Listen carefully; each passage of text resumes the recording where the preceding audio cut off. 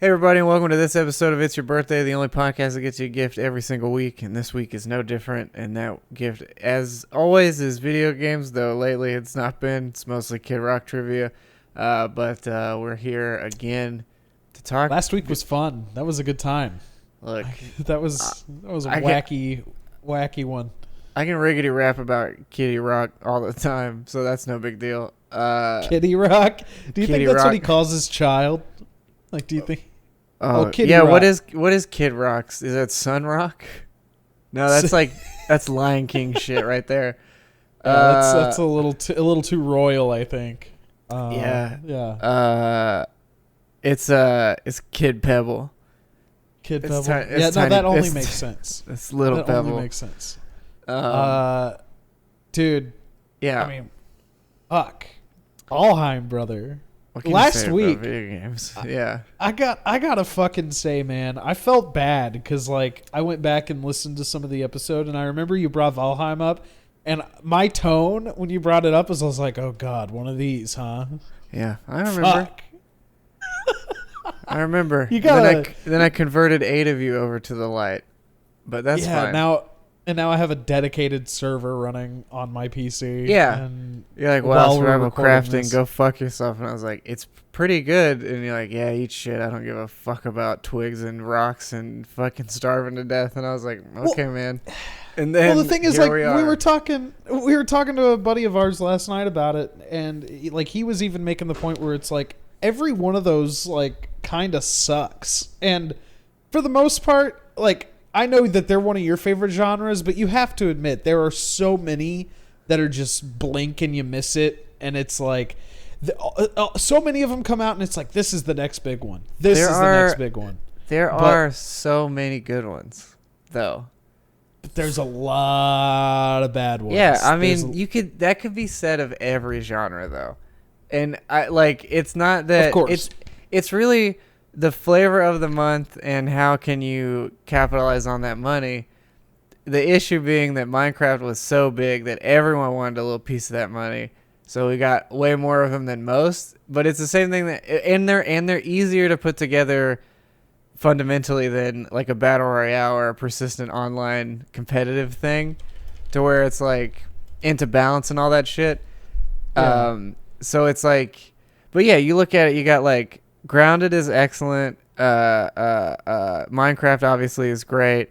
I was about to say Phasmophobia. That's not it. Raft is another really, really good one. Rust, if you're into that style, is amazing. Yeah. Rust is a good social. Valheim has room for that. I hope that they give you the option for larger servers because the map size is there. Like, I hope that they get there. The focus of the game should still be the PvE and cooperative stuff, but I do think that if they could give us a little bit bigger servers to go clown here's the around thing, though. in. I mean, they have the option for custom servers anyway and dedicated servers, so someone can just do that if they want. I mean, there's not there's no limitation really on it. I agree with that. The game allows for a lot of goofing and a lot of like strategizing and a lot of like I don't know, giving a good feeling of survival. Like, the game is not easy by any means. Like, you can definitely sustain yourself for quite a while, but I think I've realized the more I've like looked at it objectively is the game is really more about going out and gentrifying Viking territory. Because it's not like staying at your base and having that is great, but I think it is the nature of Vikings was to go explore and settle new lands and all this stuff. And I think that's the point, because you can really build a base, just like in Minecraft, but really wherever you feel like. And the world is so well put together, I think, even though it is procedural, that it almost gives you the feeling like you can't do that. Like, it's almost like you're cheating the game by building a base anywhere. Yeah. But the game is like so free form about what you can do, because it's like and the biggest thing is just having that persistent character through all the worlds is huge. Like, I don't know why it took them so long to give you that freedom, but like being able to have your own game, which is kind of your own offline home base world or whatever, where you can just kind of stockpile and do whatever you want, and then travel to other people's worlds and tinker around and do shit there, which is. I do think I'm gonna generate excellent. a world where I can practice building, because I find myself wasting a lot of resources. Well, okay, I won't say wasting, because they say this game is pretty punishing, and I think to a point it is, but once you get used to like eating food and getting materials and stuff, it becomes less so.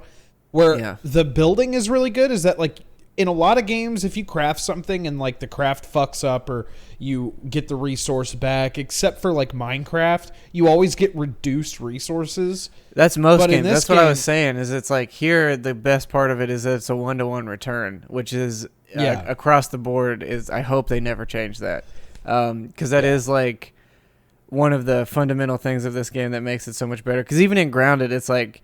You build a stair set with like 4 planks and like 1 piece of wood or 2 stems or whatever, and you only get 1 stem and like 2 pieces of grass back or whatever. So it's like, fuck, I gotta go get one more thing or one other. The difference being that game has a creative mode, so you can really fuck around with a blueprint or whatever before you actually go to your own main game and do it. Which they did say part of the roadmap was if they have the possibility, they'll do a creative mode, which I have to imagine this game exceeded what they expected by a lot. By a lot. Because it doesn't seem like they were. I'm sure they know what they had, but I'm sure they didn't expect. Because, like I said before, is I fully intended to get this game and then just return it. To be honest, I was like, I'll give it 2 hours and see what happens, and then I was immediately brought in because it's just the look of it is so interesting.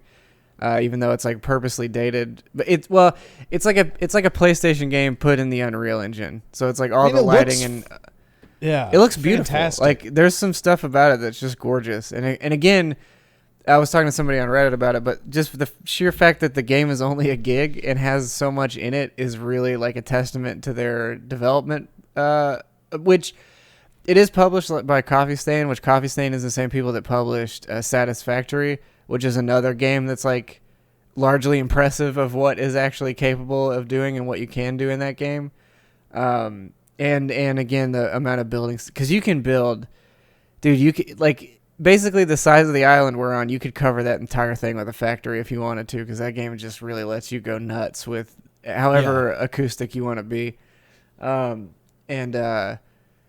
Yeah, it's something spectacular, but this game's really like it's super captivating too, and it's that same thing of like, when Minecraft or whatever first came out, it's like not having any real idea what you'll find or what you'll see. Like it's actually that same feeling you get with like when a Dark Souls game first comes out and everybody's like sort of figuring things out as a whole.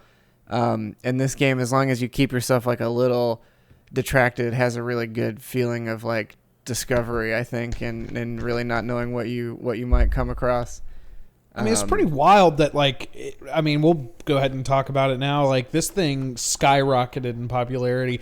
I had to do a double take because I remember this game. This is why I pulled it up earlier. This game called Savage Lands this is one of those survival games. I have this game, yeah. And I had to do a double take because I was like, wait, was that the same thing? And I was just fucking the name up. Like, has this been in development for a while? But no, this just kind of stealth dropped. Like, Savage Lands, not great. I actually, because I think I got it in a Humble Bundle at some point, and I have 0.3 hours played, so that ought to tell you how.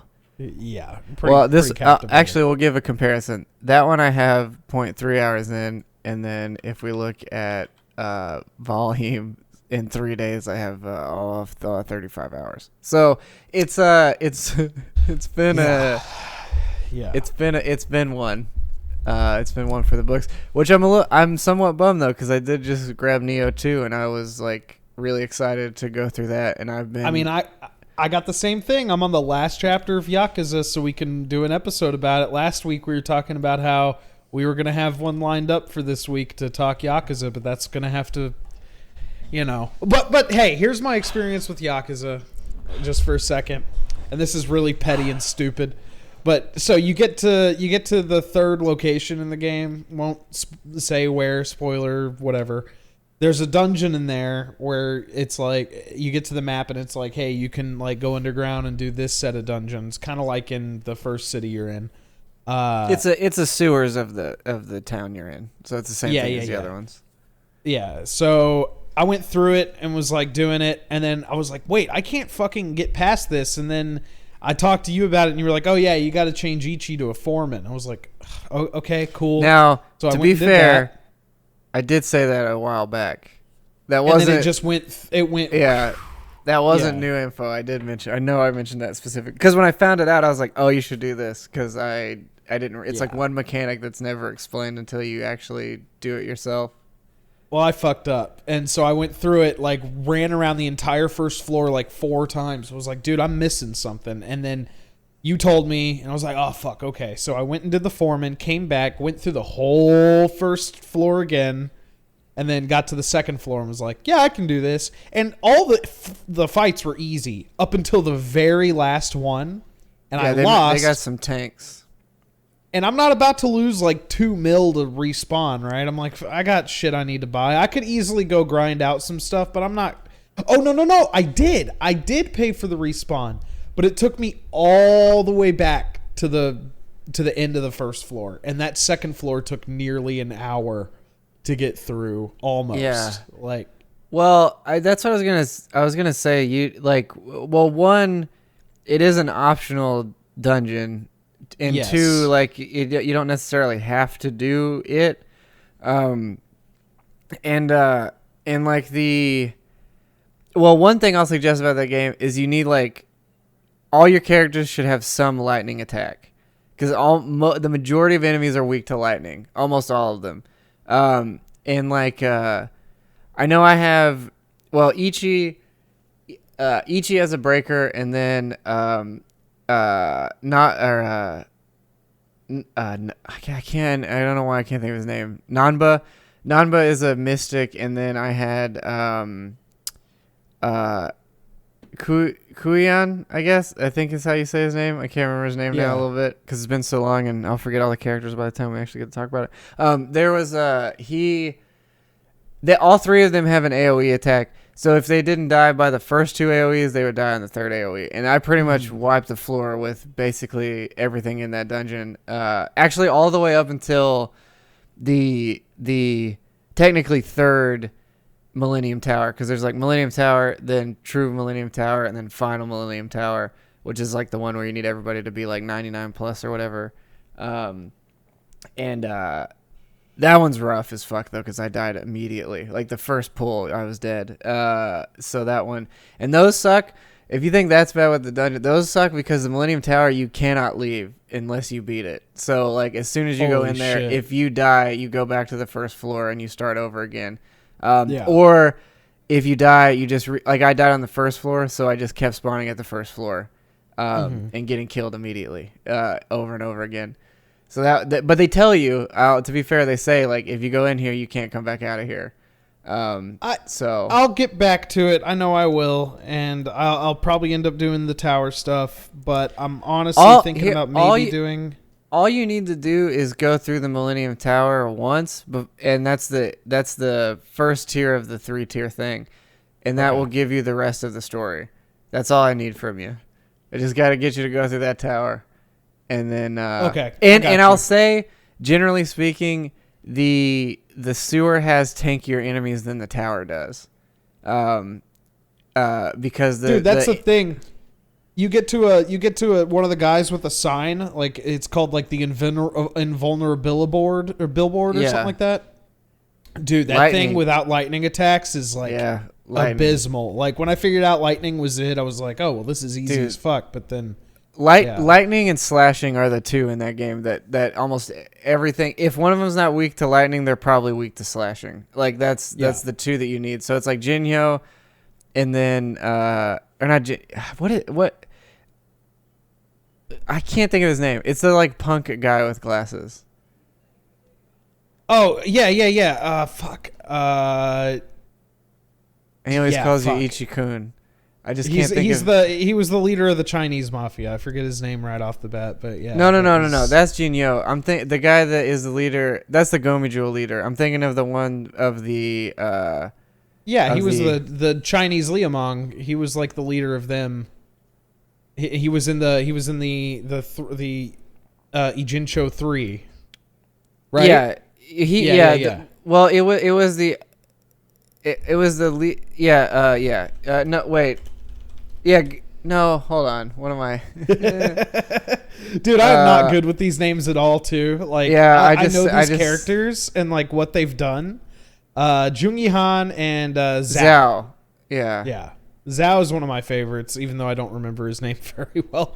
But yeah, he's a he's cool the last character. one you get, so he's, like, kind of in there the least. But yeah, he has some crazy good attacks. He also does way more damage if he's drunk. So you can also feed him alcohol and he'll fight better. Some of his attacks are like guaranteed crits if he's drunk. But I don't generally do that.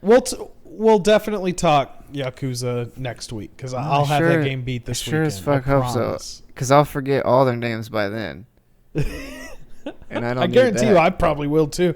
We're gonna have to pull up that party members list and have to read off of it. It's so good that I mean the ending of that game, man. I'm telling you, you gotta see it. Yeah, I'll get there. That's the thing that's keeping me through it, honestly. Like, yeah, the turn-based stuff is cool, and I like a lot of the punchy combat and like the goofiness of it. But it really is that like main line narrative that is very captivating, and I love Ichiban as a character. Like, such a good character. That's been the hold up of. Well, I mean, other than the fact we started playing Valheim and then I was playing Neo, but Kiryu is like not as compelling out of the gate to me as Ichiban was, so I'm having a little trouble getting back into the groove. Because I really do want to go through all of the other ones now, knowing like the capability of that group storytelling that I need to see the other ones now. Yeah. I heard they did pretty good justice with the Kiwami remakes, so that's what I'm gonna get to. I'm gonna play Zero first. I got halfway through that game on PlayStation 4. I'm sure I could just I started it. I started it over. And then again, it's that weird thing because I know this is like one of the only ones to get American voice actors, and it does help. It does add a lot because they were really good in this game, and not having them in the other one is like. I'm not to say that everyone sounds the same, but it's a lot of their inflections are really similar, so it's sort of hard to discern like what characters actually. I mean, they're good about having the camera on who's speaking. Yeah. But it is like, well, one, because I don't understand the language, that doesn't make it any easier. But a lot of I'm not really picking up the nuance to each person's dialect, but it's like a lot of them sound very similar to some extent. Though, to that end, having some of these like real rough looking Japanese mob bosses speak in their natural tongue is pretty frightening because they have this really guttural like, you need this, and you're like, oh fuck, I don't want to fuck with this dude. This dude's kind of he's about to put a cigar out on the end of my cock and then make me cut all my fingers off so I can prove to him that I did give $20 to somebody I was supposed to give it to. That was the thing that when that game came out, everybody was talking about, is just like the fidelity of going from like the original Yakuza games to Zero. It's like you can see every fucking pore in their face, and it's really. I mean, it's impressive. It looks really nice. I mean, Sega, man. Like, I don't know. Like, people always like. Here we go. I'm not talking Sonic. But I thought you were gonna talk about hedgehog pores and shit. No, not yet. That's the back half of the episode. I was pranking you this whole time. It's really just to get to this point. Right, I was worried. Yeah, so no, Sega, man, been knocking it out of the park. I mean, they just announced Total War Warhammer 3. They got like, I don't know, Sega's just got a lot of cool shit going on lately. I feel like. Yeah. You're seeing more and more of them publishing some really good games and that's actually talked about a little more. They recently shut down Sega Tower, which is kind of interesting because you can see it in all the Yakuza games. But that recently got taken down. It was like one of their their biggest arcade, which is kind of a landmark in Japan. So it's kind of crazy that that's gone. But hey, the pandy hurts pachinko. That's what they all say. And it sucks because we want a honeymoon in Japan, and I was always talking about going to like the Sega arcades and stuff. And there's still some of them tons around, of cool shit though in Japan that it would make it worth it. Yeah, But the one, like, that would have been cool to see. Like, the historical, like, Sega arcade. Like, that would have been really neat to see. Yeah.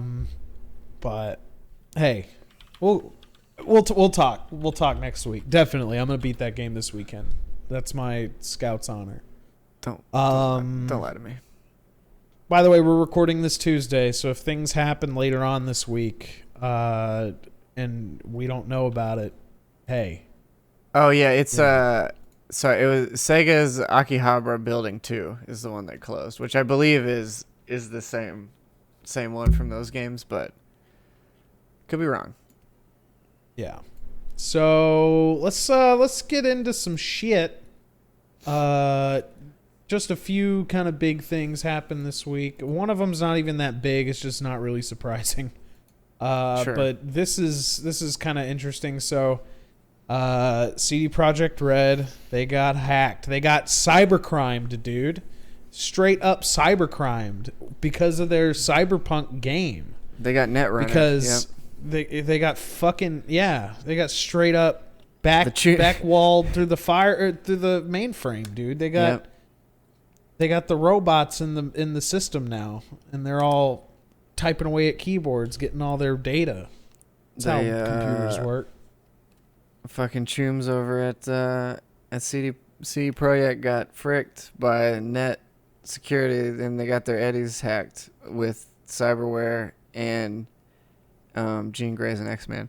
Yeah, they got I thought you pulled up a list of slang for a second, like you. No, chooms is one, but yeah. I know. Yeah. What was the other one? There's like chooms, and then there's something that you refer to like your chooms are like your friends, and then there's another one that's like similar, but that one's for your like enemies. For dickheads. For like dickheads, but it's like chooms and damn it, what was it? Goofs, dude. Fucking goofs. It wasn't that.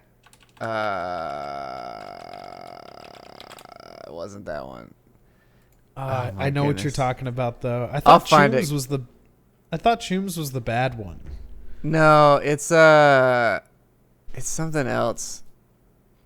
Wow, these are in order and they're still not. Choomba is one. Yeah. But that's like, that's not it. I could have sworn there's another one that started with that though. Gonk. That's what I was thinking of. Oh yeah, Gonk. That's right. Yeah, that's the one.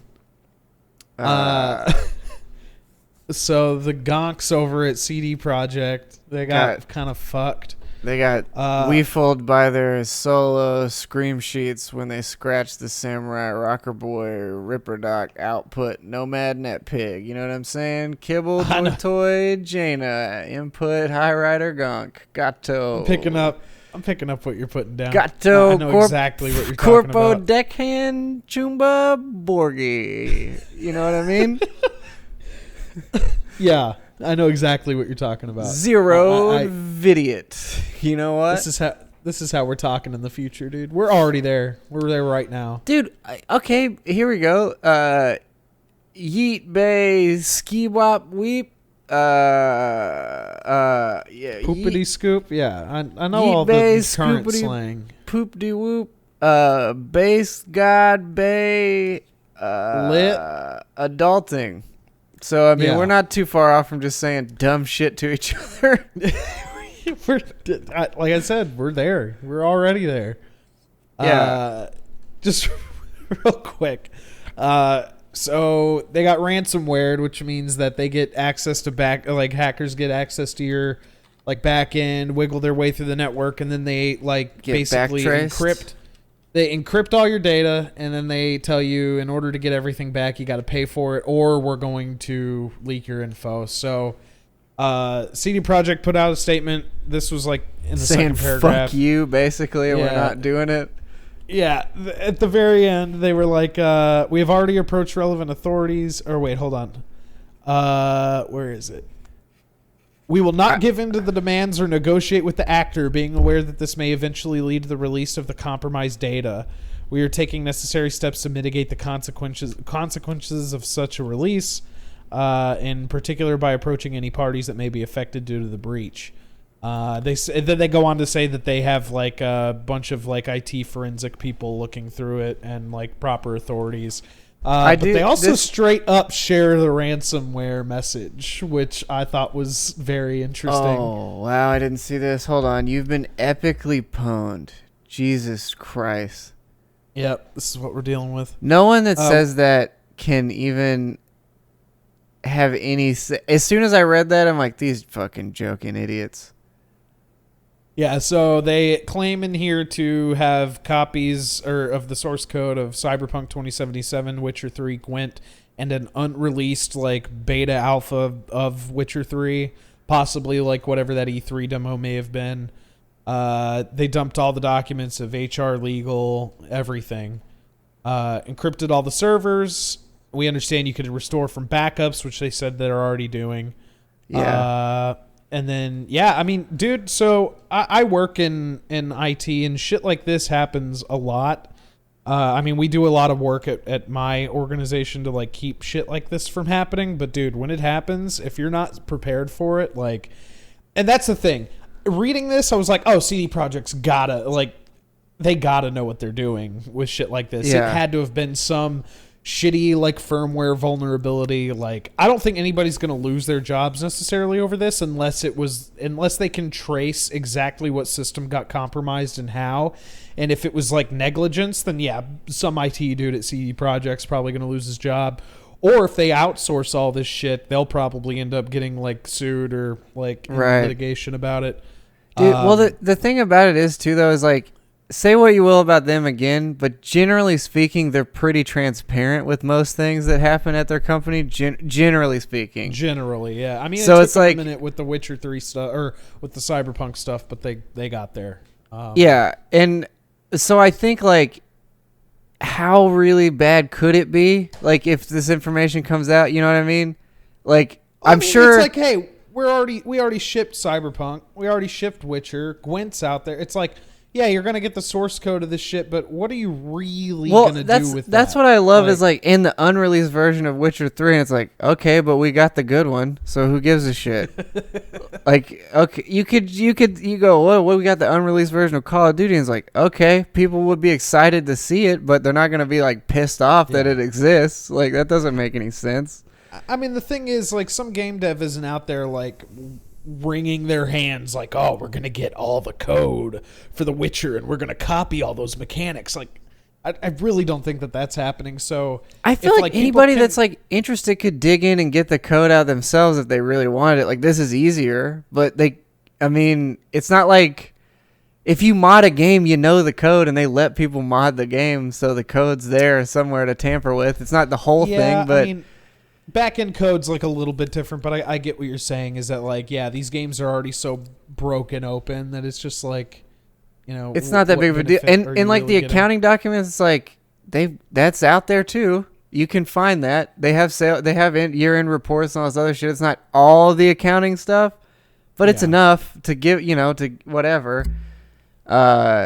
I mean, that's probably going to be like private numbers and like private contact info of their employees and people they commerce with, and which is fucked up because that company, it's like fucked up, yeah. It's fucked up because that's not the employees. It's not their fault. Like, none of this is their fault, and like that's just shitty. It's just dumb, shitty stuff. And this also doesn't. And you said epically pwned, which is just disrespectful to everyone. Yeah. No one should be using that kind of language. Yeah, it's pretty crazy, but like it's not uncommon. I do love. Can you go back actually real fast and pull up their response really fast? Oh yeah, of course. Yeah. Because I do love one thing that's in here, and like I know it's a real thing, but it does. It is really funny to me. Yeah, we've contacted law enforcement and the president of the Personal Data Protection Office. I just love that. It's like, we've contacted the president of Personal Data, so suck it. We got him in our fucking contact number. Yeah, we know who President of Personal Data is, you fucking fool. This I love that. Epically pwned. Oh, Jesus. Yeah, I don't know what'll come of this. I don't think a whole lot will come of this. at all, really. I mean, Capcom, they recently went through a very similar situation to this. Sony's had it happen. Yeah, Sony's, I say, was way worse because that was personal data from people getting out. Oh, and dude, PSN was down for like 3 months or something. It was insane. Like, that was just PSN got real crazy. fucked. Yeah. It's happened to almost every major company once. And the thing is, too, is like, I have to imagine that these people are acting out of anger, because when they say like how shitty your shitty game is and all this other stuff, like I have to mean it's some personal vendetta against them. So I imagine that means they probably did this somewhat sporadically and without like covering themselves well enough. I would imagine, just I don't know, because it just seems more not necessarily spur of the moment, but more of like fuck this, Very fuck you, fuck your game, well, yeah. like. You're right, because a lot of cyber attacks come from people who have no personal affinity to the company that they're attacking. They essentially just go through like public addresses, open ports, find like backdoor methods through like open technologies in the organization, and they it's like a crapshoot. Like if your shit is not locked down, and like they can listen to a port that you're broadcasting from your infrastructure, and there's like insecure passwords and just like all sorts of shit on the back end of your systems, then yeah, you're gonna get fucking hacked just by random chance. Like roll of the dice. Like, oh, a hacker found this IP address. That's what they're attacking. Because of their message of like, oh, we have the source code of Cyberpunk and Gwent and I wonder if they probably did encrypt everything, but I wonder if it's like a bluff, and sure. two, maybe not as it seems on the surface. I don't know. I'm sure we'll hear more about it very soon. Also, it's like we have this source code for your card game. Like, I don't know. It's just like, what is the threat? Like, it's just such a weird. I don't know. It just seems. If you took the source code and compiled your own game around it, you'd never like miss the audit that comes when it's like, hey, something's a little suspicious here. Like, yeah, I would think if anybody played like Gwent, not necessarily anybody, but if anybody that worked on Gwent played whatever game that was, or I could almost imagine any fan of Gwent playing another card game and going, hey, this seems really similar. What do you think about this? You're like, yeah, there it is. It's the same thing. It comes down to piracy at the same time, but like Gwent's an online experience, and like. Yeah, but if you look at their company is founded on the idea that piracy is fine. Like that's how their company even was, how it began. Because Poland, they had to pirate everything anyway because they couldn't get the games, and so they started that. I mean, he's been on record plenty of times being like, actually had this exact same discussion with somebody else because they were like, I'm not buying Cyberpunk, and it's like, fuck that, just pirate it and stick it to. And I'm like, the thing is like, for any other company, you could maybe argue that, but for very specifically this one, it's like, their whole business model initially was like, they don't like DRM, they don't want it. They started their whole thing on piracy because, again, they couldn't get any of these games in Poland to begin with, and then their company basically started is because they had like a pirated copy, and then what they did was translate all of it into Poland and then talk to the publisher and be like, hey, here's this thing we did. Can we do this? And then made another company, GOG, which is like all they do is remove DRM and make a game playable again. So like, I get where they're coming from, but realistically, like, it's the thing that they keep having with this company where it's like, stick it to them, and it's like, you're not really doing it to them. Like, it's kind of their business model, and the thing that they've like championed for a long time is like, I'm gonna be considered such a simp for fucking CD Projekt. But again, it is like that thing of like, just factually speaking, specifically, this company is not gonna do anything. It's not gonna do anything. I don't think they're the one. I don't think. It's just. They, and even if it was, it's not like they're going to be upset about it. That's the thing. They've gone on record plenty of times of being like, yeah, whatever, pirate the thing. Like, we get it. So, and I mean, like, Gabe Newell's been out there talking about how like piracy leads to like customers because they want a smoother experience and are willing to pay for that, like whether or not like Well, and you want updates, you want all this stuff, you want an easier thing, and it's also like, it's really a lot of games just don't have demos, and a lot of games you just can't tell what's going on, and that's. I mean, honestly, Steam's refund policy is what alleviated a lot of piracy, at least for me personally, is like, if the game's on there and I can play it for 2 hours, I'm willing to put the money up front to try it. And if it doesn't work out, then I get it back. That's no big deal. Yeah. And I'm totally fine with that method. That works. Yeah, I mean, again, like Valheim, totally happy to put up the money to give it a shot. Turns out it was amazing. So it's like, Yeah. if it wasn't, then it's not. But there's so many and way too many games that like refund policies needs to be standard across the board. Like the fact that, like it's actually one of the things that's driven me away from consoles so much is like anywhere you buy the game, you cannot get a full return on it, like anywhere, and that's pretty bogus. Unless you bought Cyberpunk for the PlayStation 5 or Yeah, unless a giant mishap happens or a big kerfuffle, then you can get your money back. But until then, no. I know GameStop sort of did a thing called like the first 48 hours or something like that. If you returned it in like the first 2 days, you would get all of your store credit back, but you wouldn't get your money back. Yeah, exactly. Which is one way of them saying you're never going to see your money again, which is what GameStop loves to say. That should be instead of power to the players. It should just be like you're never getting it back. That should just be GameStop. You're never gonna see this again. Sayonara money. Yeah. Yeah. Hey, it's GameStop. What kind of phone do you have? Here's the thing.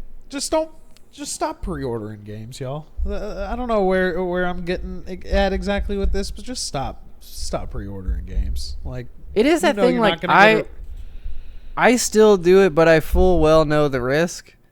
It's the fact that people are pissed off once they've done it. And you're like, guys, they've said it for a long time. Like, a long time. It's not a new issue. Like, the only time I pre-order stuff is like when I want to preload a game. And I definitely did that for like Doom Eternal, Cyberpunk, other examples. So yeah, I'll buy a game like a week before it comes out so I can be like, okay, yeah, I'll do the preload like Tuesday and be able to play it like the minute it launches or whatever. Yeah, there's some games I just know regardless I'm going to... I mean, if you play games for a while, you know what you're looking at. Like, you can go, I'm going to get into this. Unless it's wholeheartedly and fundamentally just fucked to no end. Like, even Cyberpunk, I loved it personally, and I don't think anybody listening knows that, but, like, I knew full well what I was getting into when I got that game. Like, I knew that, like, one, the hype wasn't going to be there. Like, it was never going to be as good as it's built up to be, whatever. But I knew I wanted to play and see it regardless. And that's it. Neo 2, another one. Like, yeah, the PC port of the first one wasn't amazing. So I went in with the expectation that this one will probably have some similar problems, which it does. But it's still far above the first one. But it's a thing. It's just like... I don't know. You gotta know. The first one got there. Like by the time I got around to playing Neo 1 on PC, like a lot of the issues were kind of patched out and fixed. Yeah. Well, and they've already updated saying like we're working on the DLSS implementation in the game because it's not there out of the gate, but it's gonna, so this one's gonna do the same thing, and that's totally fine. Because it's also like a 200 and some hour game if you really want it to be, And yeah, but it goes back to that continual thing. It's like, especially now with the amount of, there is no excuse. Like unless you like have to have a physical copy of a game for whatever reason, with the amount of digital stuff that's available and the fact that you can find a copy at any time of the day because it's digital, you don't have to do it anymore. There's no need to pre-order. Like, there really is, there's nothing that does it. Unless you absolutely want to play it at this point, but that means that... Or you want the cool little knickknacks that come with it or whatever, yeah. Yeah, and if you want to buy $70 of DLC before you even played the game, which Ubisoft will let you do, and some with EA, they'll definitely let you do that. But it's like... But it's just impatience. Like, that's the only thing it is to it, is just being impatient, because other than that, there's nothing that you're dying to have.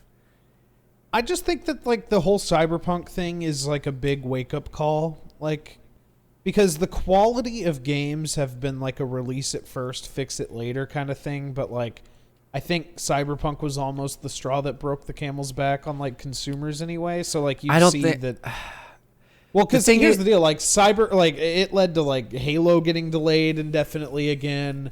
It led to which is pretty much why I started talking about it, is that they're delaying the Prince of Persia remake indefinitely. There's like some really fundamental issues with the way this game looks. Like, I don't know if you saw the trailers and stuff for it, but it doesn't look up to snuff. And that was like a big criticism a lot of people had of it, is that it just kind of, it doesn't look quite there. And so I think a lot of the writing has been on the wall, like for companies that have delayed games recently, but I don't know. Well, I will say for companies themselves, yeah, it may make a difference, but for people pre-ordering it, I don't think it's going to do anything.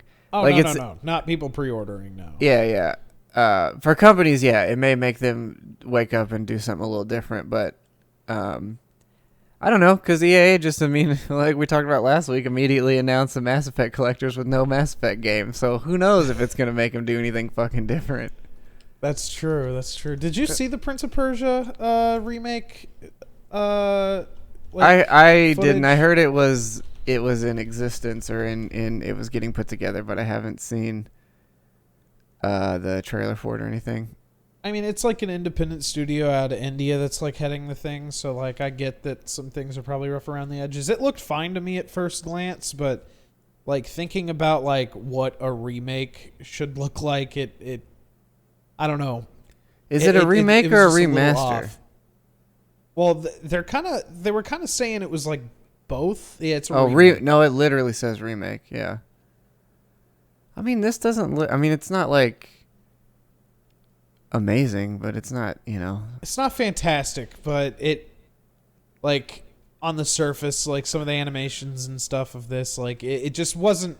Well, the cutscenes one thing. I need know. to see the actual game being played, because cutscenes kind of it can be hit or miss in a lot of games. Yeah. But like, I mean, a lot of people I were will saying say it was kind of flat and not great looking. It doesn't look all that great. Yeah. I mean, it really doesn't, but yeah. Okay. Yeah. I'm getting what they're putting down here. Yeah. So maybe it needs a little more time in the oven, but because it really doesn't look like stylized either. Just all kind of looks tan. Well, that's the thing. Like, they released like a developer thing, and they were like, "Oh, we wanted to like stylistically give it the same kind of look as the first time around." And it's like, well, the first time around was like a launch PS1 title on the PlayStation 2 or something. Yeah, it's a PS2 game. So yeah, I don't know. Not to say, I'm just saying with Ubisoft, like, you expect a little bit higher caliber of quality in some regards. Like, well, you don't. You expect it to look good, at least. That's what I kind of am ultimately getting at, yeah. Yeah, the gameplay can be whatever. It's going to be about the same as it always is for whatever game franchise you're picking from them. But it needs to look really good. Like, that's about the only difference. Yeah, like the comments on here, like, we need a remake. Yeah, I see that. 17 years for this, looks like a student project. And here's the thing. I know that those people are probably doing their best over there with what they got. I'm sure. There's no need. Like, Ubisoft and like all these AAA publishers are like in the valley of releasing it and fixing it later. And I just think that that's just not going to fly these days, like after the cyberpunk stuff. We'll see. Here's something that leads into this, I guess. Yeah.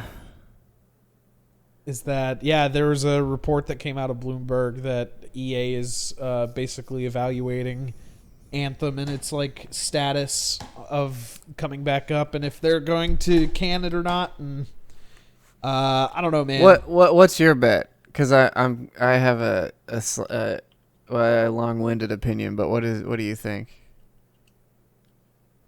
I mean, the thing is, like, BioWare, like, Anthem was like high promises and was like very, very low return. Yeah. Very, very low return, but also like they themselves were comparing it to like the next big like service game. Like, they were basically comparing it directly to games like Destiny and Yeah, things they like did. that, and like, you know, it was almost boastful in a way, and it's like, we're BioWare, we can make these amazing games and worlds, and then this comes out. Because what happens every time, we've talked about it before, but anytime a company's like, oh, this is the Halo killer, this is the World of Warcraft killer, and it's like, anytime the company themselves says it, it's not going to be it. It's the equivalent of some dude being like, I'm super nice. You're like, yeah, you're a dick. Or it's like, I'm really funny. It's like, not really. I'm a people person, and everybody fucking hates them. Yeah, it's like, you talk a lot out loud, and people are around you when you do it, but it doesn't mean anything.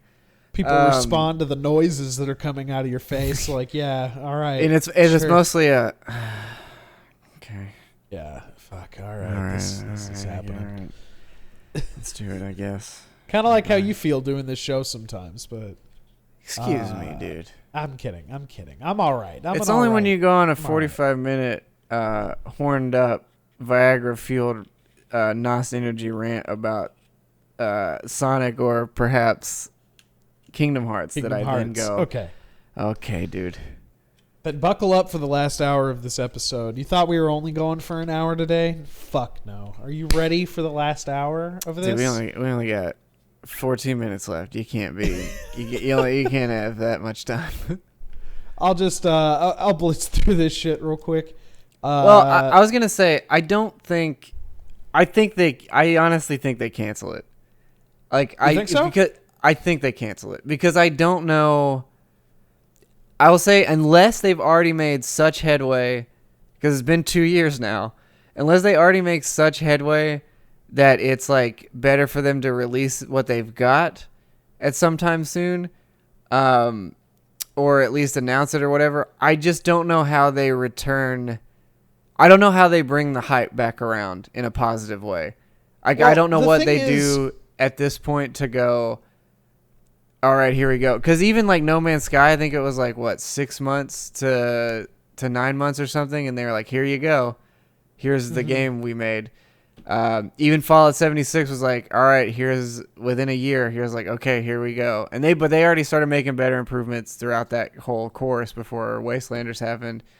Whereas here it's like the one thing they gave us was that Cataclysm event, which happened like a few months after the game came out. And it was the equivalent of like, well, there's giants. We put giants on the map that look like bigger versions of the things you've already fought. And, well, that's it. And then they haven't done anything since then. I mean, and it's just crazy. Like the thing is, like, this is another game that kind of like had all these empty promises from the get-go. Like, but see, it wasn't taken. Shit. It wasn't taken the same way Cyberpunk was. That's the other thing. Is like, again, we've talked about this before, and I don't mean to bring everything back to it, but I guess because we talked about it earlier. But it's that thing of like, because of the hype built around that other game is the only reason I think it got the feedback it did. Because this was another case of that, and it wasn't near as bad. Like, people didn't like this game, but it wasn't anywhere near to the extent of, like, fuck this company, fuck the, you know. It you was know what like I mean? That for BioWare fans, though. Like, a lot of, like, BioWare, like, okay, when they announced Anthem, like, I was not fazed by it. Like, I was like, oh, this is it. Like, the robot gameplay, like, flying around in your cool, like, suit, like, all that was really cool. And, like, the demo was okay, but, like, nothing really sparked it, right? And, like, I liked it. I mean, I was into it. And the flying and shit is still fun in the game. The combat is like not necessarily the the problem of the game. It's like everything else around the game. Mechanically, like the fact that like there's loading zones in the open world, and they literally in a gameplay demonstration say that everything is seamless, and there's like no loads between the zones, and like, there's more loads in this game than most. Yeah, it's crazy. There's a shit ton of loading in this game. Like more so than any other game aside from Cyberpunk recently, I can't think of one that like had such empty promises and hopes behind it. Like No Man's Sky. Well, No Man's Sky, but I don't know, man. Honestly, like No Man's Sky was one thing, but I honestly don't think that it was at the same caliber as the people who brought you fucking Mass Effect or the people that brought you Witcher 3. Like, but that's what I mean. That's what I'm saying, though, is like, again, the people that brought you Mass Effect and the people that... It's same thing with Andromeda. Like, it wasn't a great game, but it wasn't like... again, for whatever reason, with Cyberpunk, they wanted to kill everyone that worked there. Whereas, like, with BioWare had 2 fuck-ups in the same year about missed promises, and it didn't do anything. Like, near as bad. So it's like, again, it's just that thing of, like, there's been plenty of examples of this. For whatever reason, they targeted this one and was like, that's it. We're done with this. And again, it's not like they are undeserving. It's just that thing of, like, why them, why now, why this one, as opposed to all these other things that happened. And again, Anthem was like, I don't know, like there's so many things fundamentally wrong with this game, or at least I haven't played it in probably a year. I checked in for like an evening, and it didn't seem any different. There was there was one dungeon added. I apologize. Like they show you right here immediately, like that whole sequence right there is kind of fundamentally changed. But honestly, the world itself and flying around and stuff, it is really nice looking. Like it's not like, it is not that E3 footage 100%. Like, and whether or not they had to scale it back for newer consoles or whatever, fine, but. I don't know. Just like if you go back and like if there were audio over some of this stuff, you could hear them kind of talking about like the mechanics of the game. But yeah, they really lied. I mean, they really lied here. But I would almost argue that they lied more about this game than they did about Cyberpunk. Because playing again through it, I didn't feel like I was missing much of anything that I felt like I was promised. Whereas here, I definitely did. And in this game, as a matter of fact, even more to the point, like this game, fucking armor didn't make any difference. Like it barely did anything. Like none of it really connected together. The starter gun was stronger than legendary guns you were finding, if you even found legendary guns. Because like I was playing capped out at the highest difficulty of the game, and you would still get like gray and green items out of like a boss that would take you like 2 hours to finish. Yeah, because it was just a damage sponge. Didn't they patch like an exploit because like people found a way to like increase the drop rate or something, and then they were like, they increased the ability for you to get gear that made it worth it, and they patched that out because they knew there was nothing else to do in the game. Like there's no in-game raid, there's no like real there was like dungeons kind of, but there's like 4 of them for the whole game, and that's been 2 years. And that's the thing, they like also teased like a big like it was going to be an expansive story, and it was going to have like all these branching dialogue trees and you didn't relationships. Give a fuck about the characters in this game either. Like there was no pull emotionally to anyone that was there. Like some of the cutscene work looked really nice. Like the cutscenes looked really good, but some of the facial animation stuff was really weird. It didn't really play out to be much of anything. A lot of the stuff was just, I mean, almost every mission was go here, kill 10 things, come back, or go here, kill 10 things, get the core, come back with the core, put it here, kill 10 more things. And it was just that over and over again. And again, the dungeons were probably the highlight of the game. At least they were the more like interesting and had like some mechanics and puzzle elements and stuff to them. But there was only 3 of them. It was also kind of cool that you could like combine abilities with your like teammates, and like, status effects with like proc off. Yeah, the combo system was cool. And again, but it wasn't something that really got utilized. And that was the other thing too, is like a lot of the armor stuff had like, it was like +1% to assault rifles, and it's like, this is a legendary item. It has +1% to this gun that I may or may not even be using. What is the point of this? It would be gear for certain classes, because there was some like class items, but it would be gear for certain classes that have like small buffs to other character classes that you aren't playing. So it'd be like the, I don't know the Sentinel, I guess I think it was called, had like a rocket shoulder, and it'd be like +2 to electricity, or +2 to whatever the electric damage the magician character wizard thing. I can't remember the name. It's been so long now, but that class would have. So it's like you're getting class items with buffs for classes that aren't for the item that you're getting, and it's like, well, what how does this happen? Furthermore, You didn't even have a stat screen, so you couldn't even tell like if it what all that like the numbers behind all of this even look like. So it wasn't like you could see with all your gear attached, you're like, now you have 20% chance of crit. Nothing was there. There's nothing that indicated what any of this stuff did at all.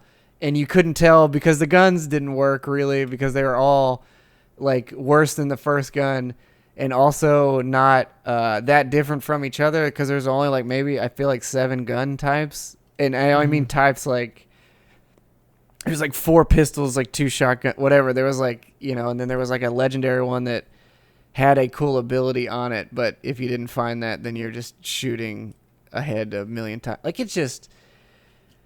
Fuck, this game was bad. And it sucks, because, again, it wasn't devoid of fun. It's just they could never capitalize on it. And then, like I said, it was really all hinging on that Cataclysm event, and all that translated to was, like, there was, like, an elemental that you fought in the world, they just upscaled it, like, 2 or 3 times and then just put it in the world. So the Cataclysm was there was a big giant, or like 3 giants that would walk around, and so you would just kill the big giant, which is smaller than the other giant. And that was like also those fights already, even the smaller ones were arguably the most annoying fights in the game because you could only do damage if it opened up its like weak point or whatever, which you would do that every so many moves and every attack was an AoE, so you're just like dodging in the air between these like 3 things or jumping every like 3 seconds and then shooting it's just they were fucking annoying. Like it wasn't a fun fight anyway, and then they were like doubled down on adding 3 more giant not fun fights to a game that was already lacking everything else. It was just it's very cool of them to do that.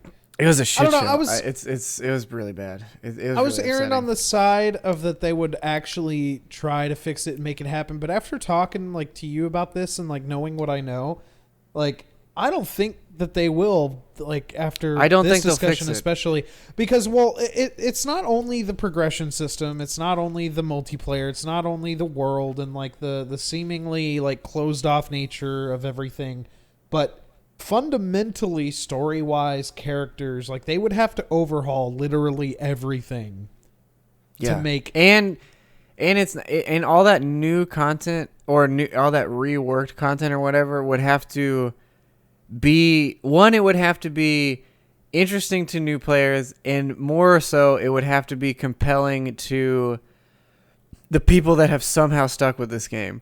And I don't think that they can do either without like redoing the whole game. And like exactly. And like additionally, like you need several different new enemy types because all of them are kind of you've that was the other thing is you sort of fought it sort of felt similar to how the first Division felt, where you're fighting like 5 or like 3 factions the whole time, which were all just dudes.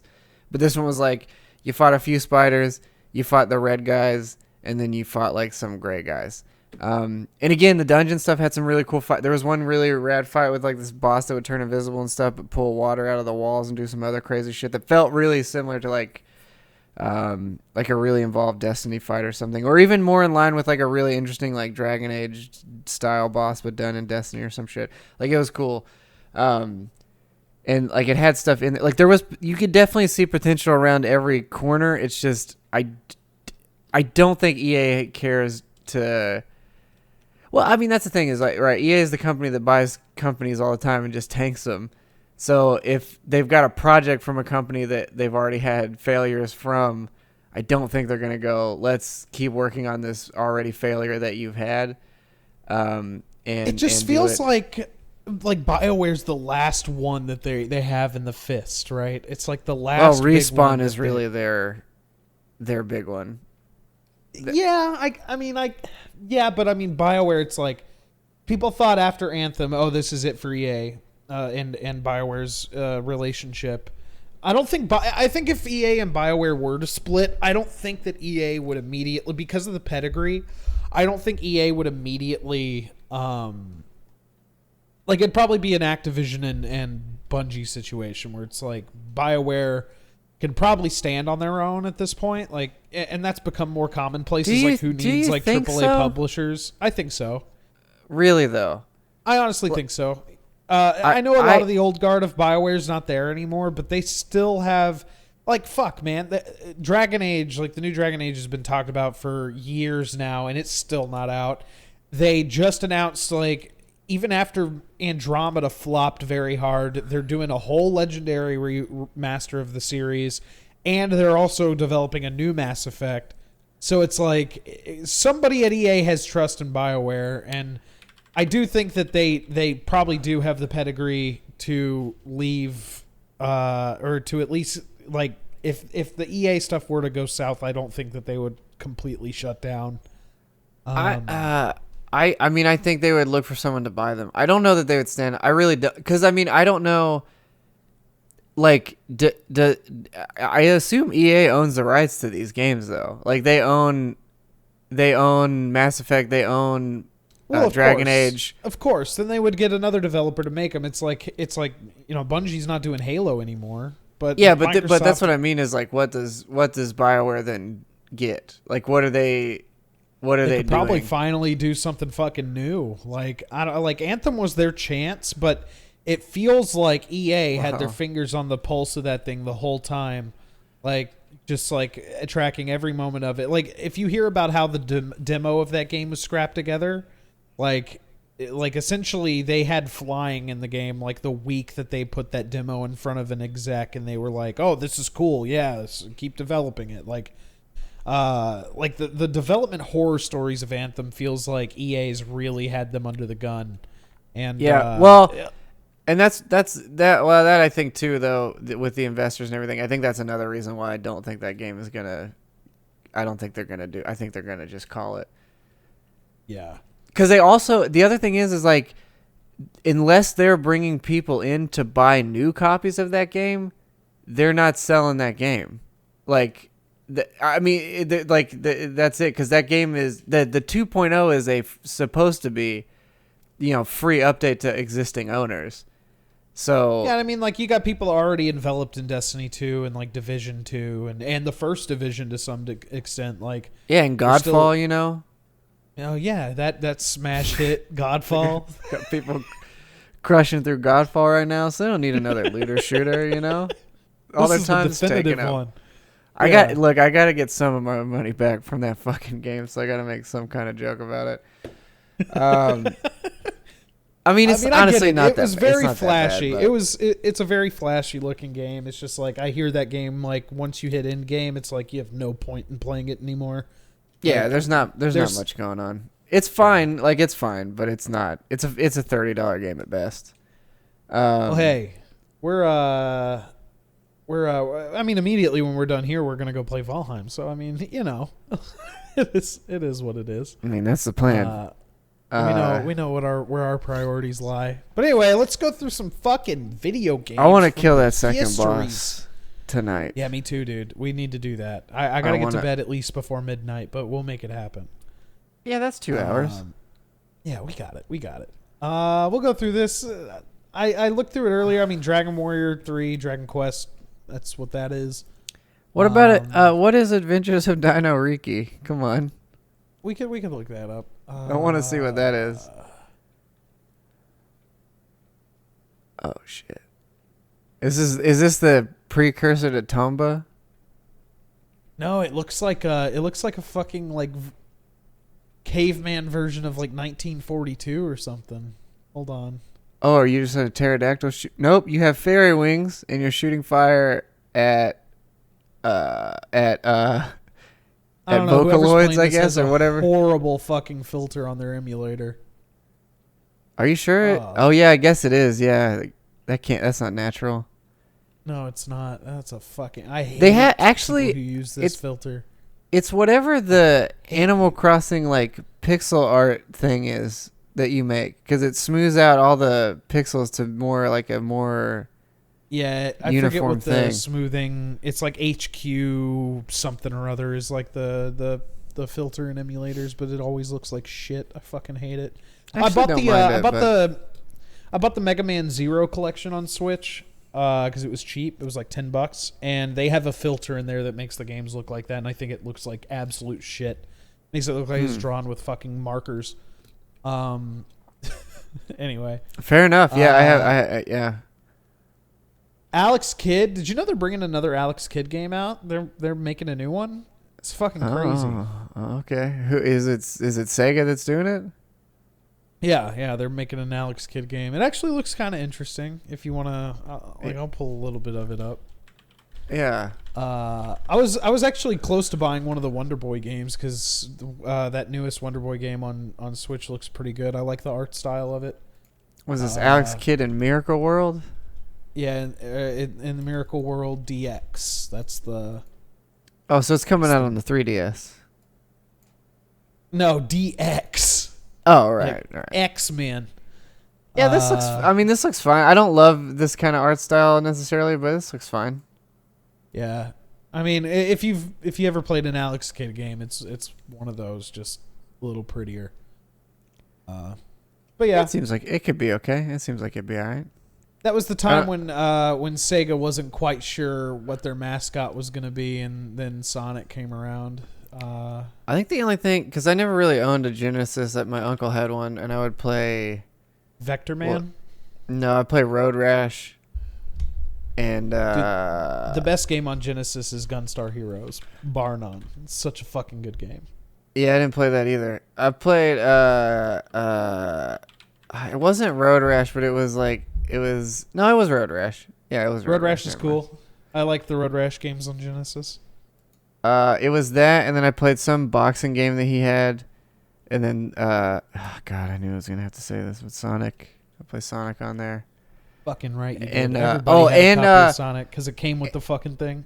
And that's right. Yeah, I wonder why my uncle had that, because he never seemed like the type that would be down with Sonic the Hedgehog. Though he did love the Tasmanian Devil, so maybe that has something to do with it, because they both spin.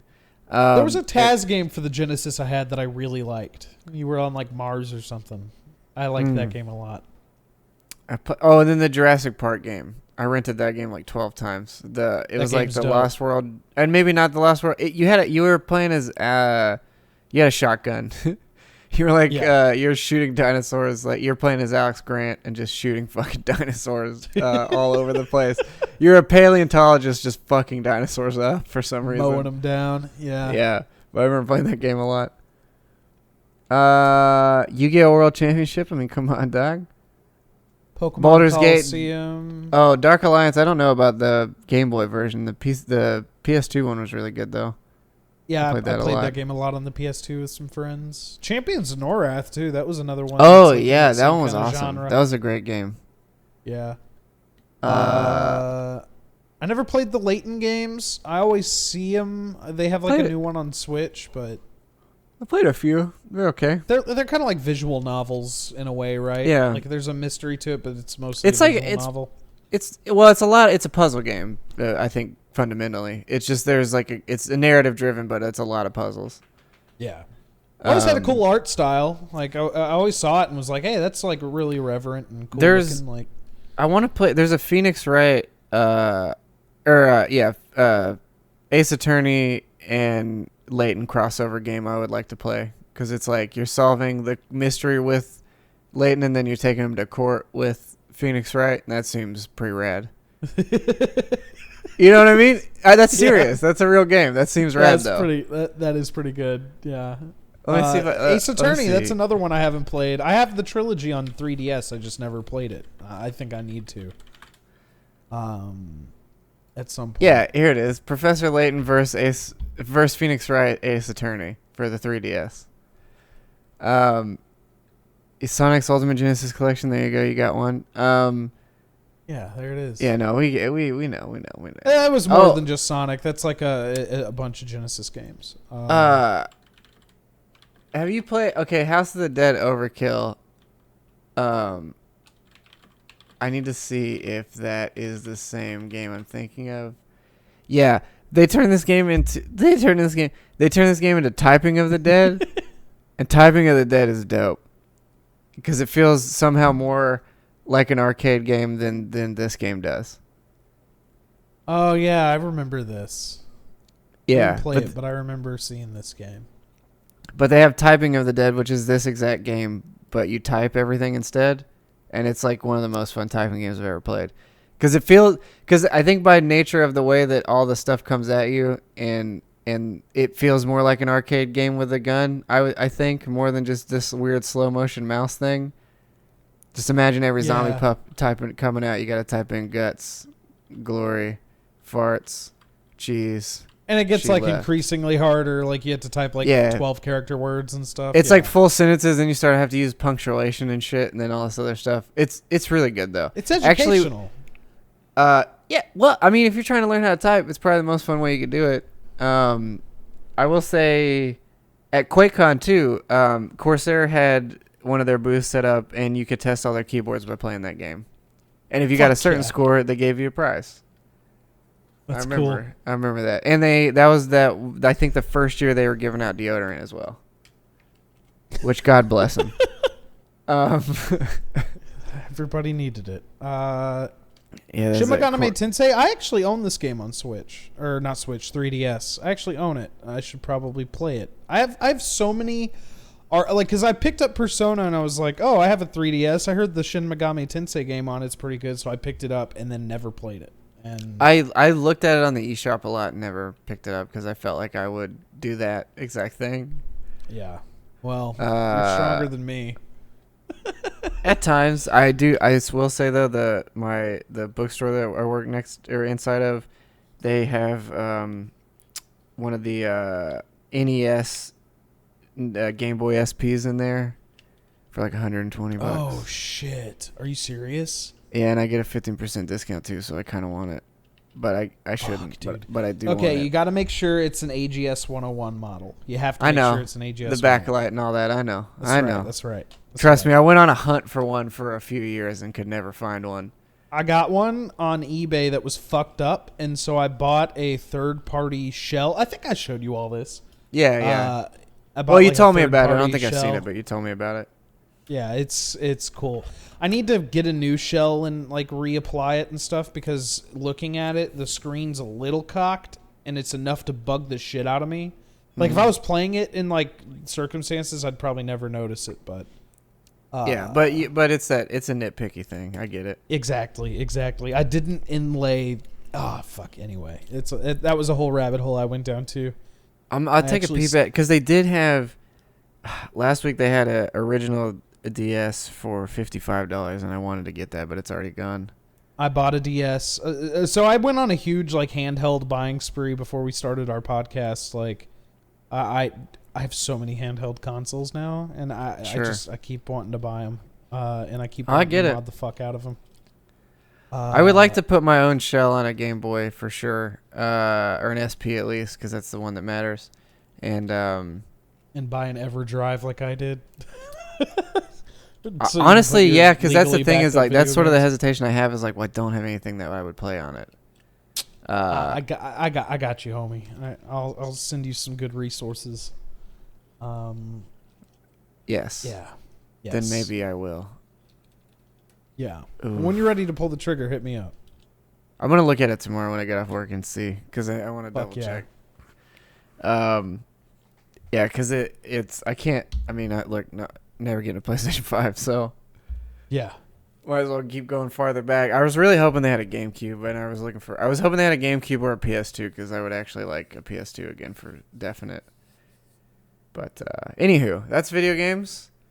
And fuck yeah, it is. Valheim is the only one that matters this month. We're sorry about that, but we're not really because it's real good. And you should play it.